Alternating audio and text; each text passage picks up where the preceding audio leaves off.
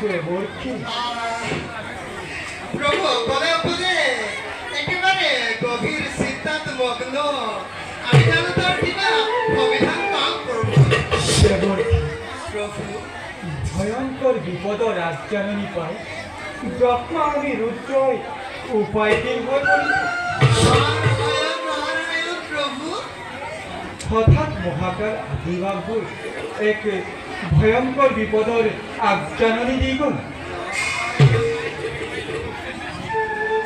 পৃথিৱীত এক মহাপ্ৰলয়ে মহাসাগৰৰ পানীয়ে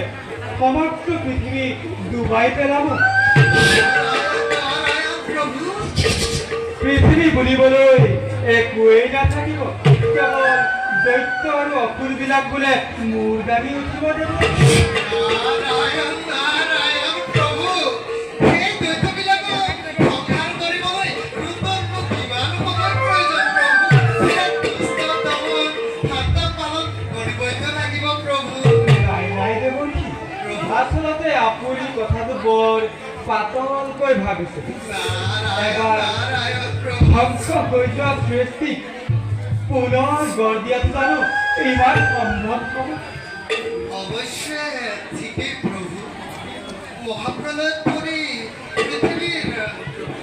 সকল বস্তু ধ্বংস হয়ে যাব প্রভু পৃথিবীর কোনো বাসি না থাকিব প্রভু নাই নাই দেৱকী মহাকালে কৈ গ'ল এই মহাপ্ৰলয়ৰ মাজতো জম্বুদ্বীপৰ ৰজা সত্যব্ৰত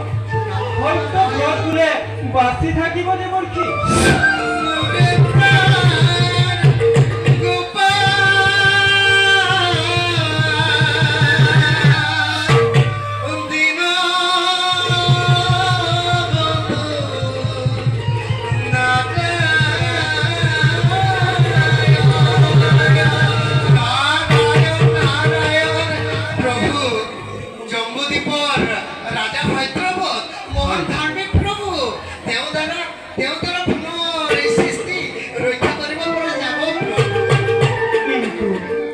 কিন্তু কেনেকৈ দেৱকী প্ৰভু